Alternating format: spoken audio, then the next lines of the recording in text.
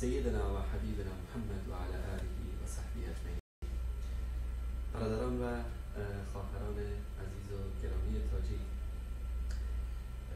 تصمیم گرفتم که به یاری الله سبحانه و تعالی حداقل هفته یک روز در اوقات معینی در خدمت شما عزیزان باشم از طریق فیسبوک و به شکل زنده. در این برنامه زنده از طریق فیسبوک انشاءالله میپردازیم به مطالب مهمی که شما عزیزان دوست دارید در اون مورد صحبت بشه. من این پخش اول آزمایشی رو در خدمت شما عزیزان هستم برای نظرسنجی که کدام روزها مناسب هست که بتونیم در اون روز انشاءالله در خدمت شما عزیزان باشم در برنامه زنده و ساعت‌هایی که مناسب هست برای برنامه زنده.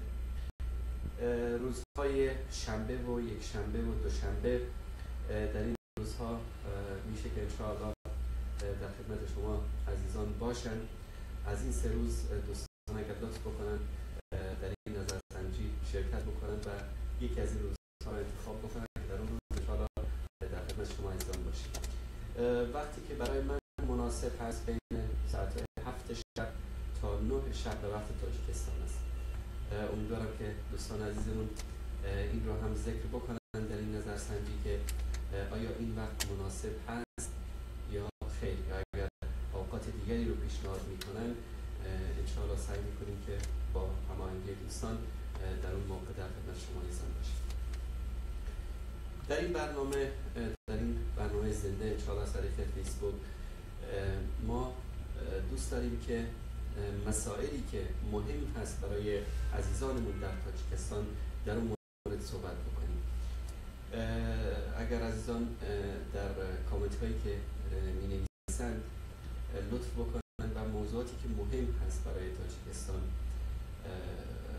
پیشنهاد بکنن که در چه موضوعی صحبت بکنیم و انشاءالله بعد از شروع برنامه زنده هم سعی میکنیم که موضوعاتی رو که شما عزیزان پیشنهاد میکنید در مورد موضوعات صحبت کنیم. قضایا مشکلات اجتماعی که وجود داره در تاجیکستان، موضوعات اعتقادی رو اگر دوست دارید صحبت بکنیم، قضیه شبهاتی که روافض مطرح میکنن و هر موضوعی که عزیزان پیشنهاد بکنن انشاءالله من سعی میکنم که به اندازه استطاعتم در خدمت شما عزیزان باشم.